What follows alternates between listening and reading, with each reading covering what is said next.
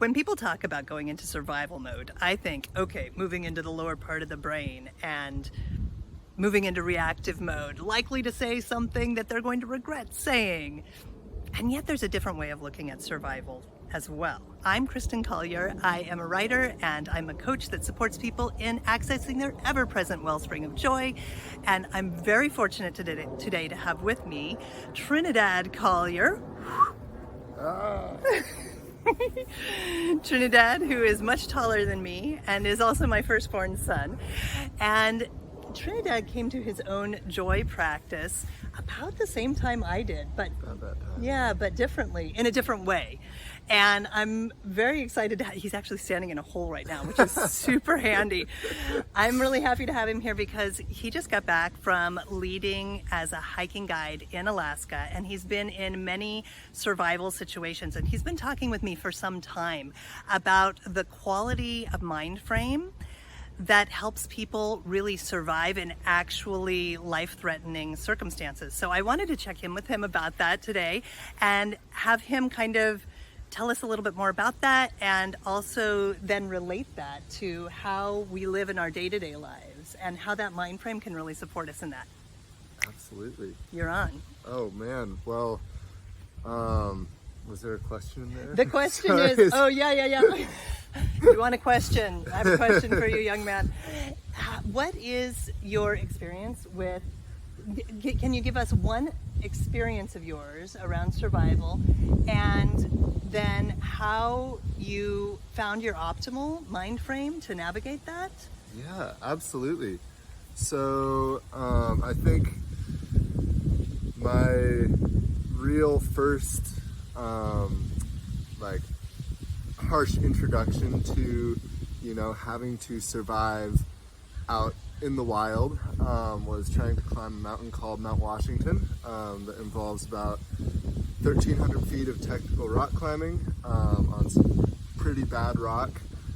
We started later in the day than we wanted to, had issues finding the start of the route, and then ended up, long story short, getting caught out in the dark on this mountain, very improperly prepared, not prepared to spend a night out there, hardly prepared to spend a day out there. These are the things that I'm really glad to hear after the fact while he's standing next to me. And so at first we all started to kind of, you know, get short with each other as you people, and how many people? Two other friends. Okay. Two other friends. As people often do in survival situations, or even just situations where people get stressed out. When people get stressed out, they tend to get short with each other. They tend to stop, you know, thinking as logically and just kind of start reacting. Oh, that's that lower part of the brain. Exactly. Moving into the mental. Yeah, totally. And so we all kind of entered that part of our brains because none of us really had that much experience in situations like that. Now I'd, you know, had teachings about what to do in situations like that. I'd read books and everything, but it's a different thing when you're actually there. And so we were all kind of getting short with each other. And one thing that I did then that I've continued to do in other survival situations that I've been in is just like gonna get out of this situation. Just decided to get out of it. And for me, that was looking at the elevation of the mountain on my phone and then looking at my elevation on my phone and doing the math and being like, okay, I know that my rope is long enough to get me to the top in one go. Even though we were planning on doing it in like 3 more sections, basically. So when you say get out of the situation, do you mean you got out of that interactive situation where you were snapping at each other, or do you mean you literally got some distance from the situation by looking at the navigation and triangulating? So neither really. What getting out of that situation meant for me in that moment was getting off of the side of that mountain. It's a lot easier to figure out what to do when you're at the top, right? Gotcha. Then it's like, I either stay here or I go down. When you're on the side, it's like, can I go down? Where am I gonna go if I wanna go down? Should I go up or go down or stay here? There's a lot more options. If you get less options, then it's easier to decide between those options. So I made it to the top with that one stretch of rope, and it was really windy, really cold. It was really hard to communicate with my climbing partners, and so it was difficult to communicate to them that I was up there and they were safe to climb. So it ended up being about an hour process, just sitting there shivering in the cold and the wind until they ended up getting up there. But we all got up to the summit and decided that it wasn't going to be safe for us to go down that night because it was cold, dark, windy, and we hadn't been up there before. We didn't know what it looked like. And so we just decided to build ourselves some kind of a shelter up there to shelter from the wind and just spend the night up there, even though that was going to be cold and challenging. So it sounds like the first thing you did was get the best possible vantage point. Exactly. And Absolutely. that helped. Did that help your interpersonal relationships as well? Well, it removed me from them, so in a way, yes. That was at least a third of the problem. Yeah, but that key of just doing something is really important.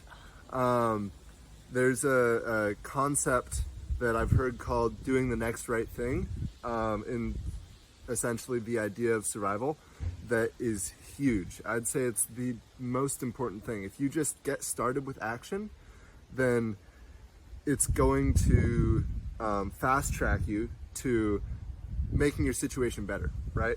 Whenever you're in a situation like that, there are a lot of things that can make your situation better, right? A warm burrito, a blanket, there are lots of things that can make your situation better.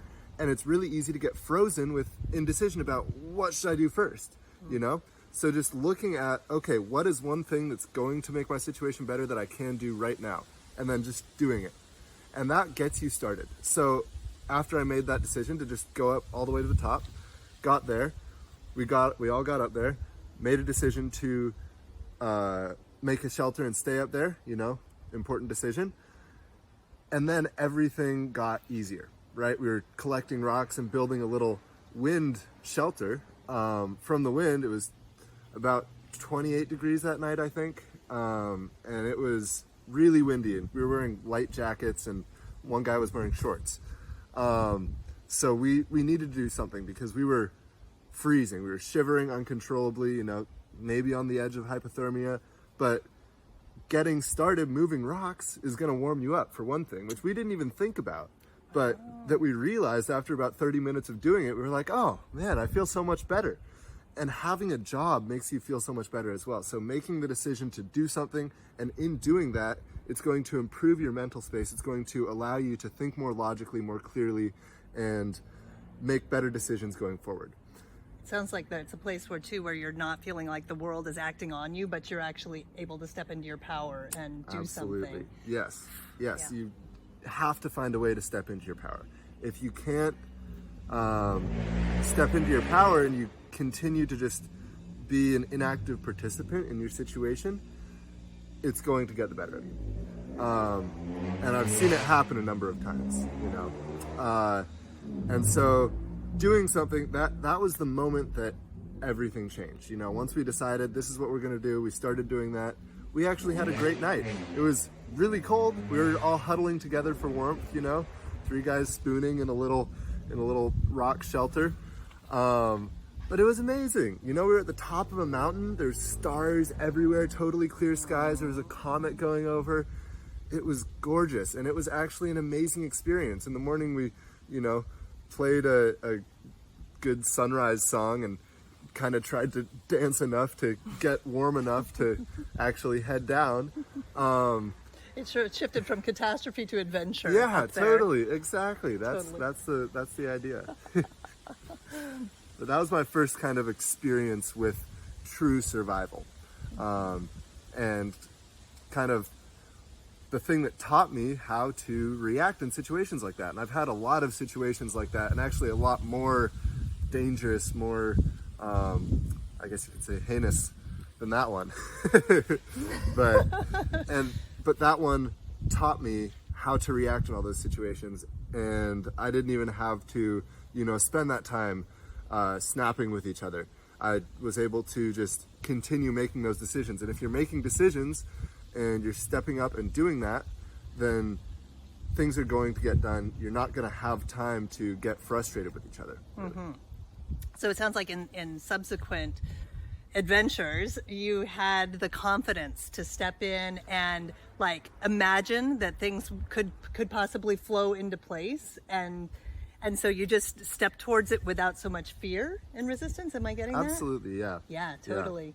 And then you also mentioned another really important point that I haven't called out yet, and that was the momentum. You said once you get started moving, then things start to move along more easily and fluidly, and it becomes clear what the next best right decision is to make. Yes. And it's not like there's just one path, right? There could be there are lots a of million different paths. but whatever gets you, the main path that needs to do is get you into your state of empowerment, into that flow and into that momentum of things going well, and you being an impetus part of that.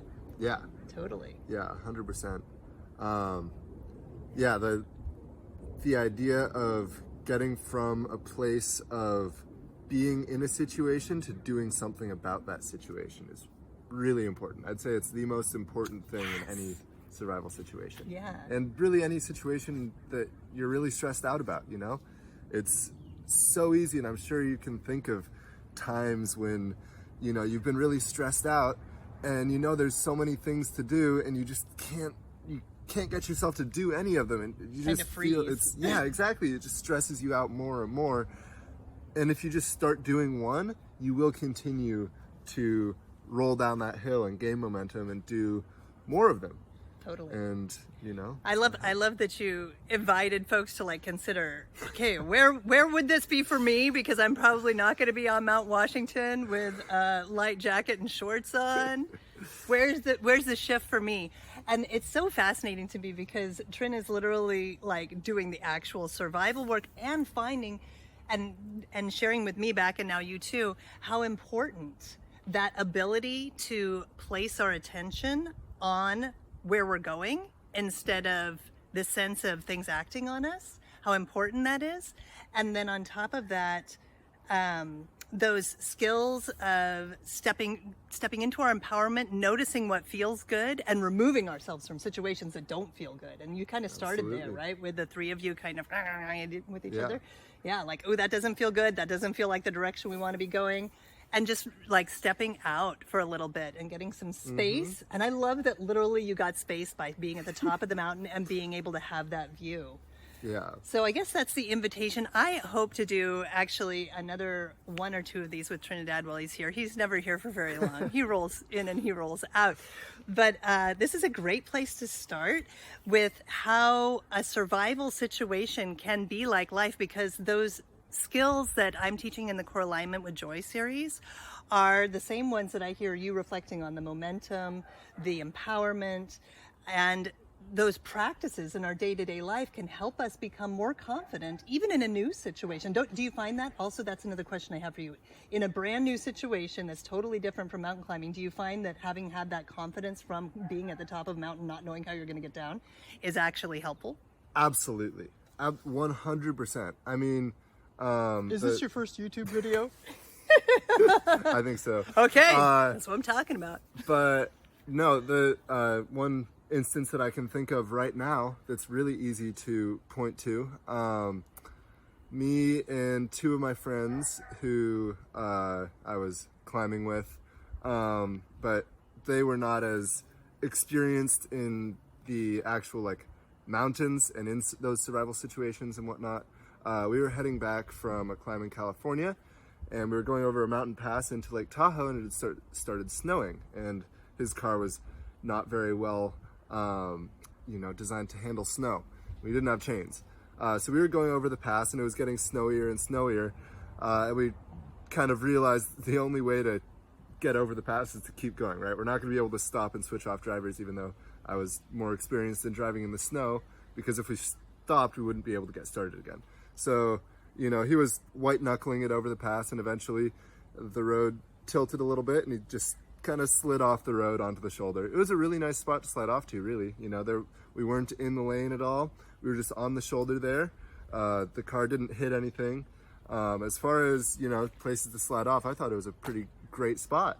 We were about 10 miles away from the actual town of Lake Tahoe.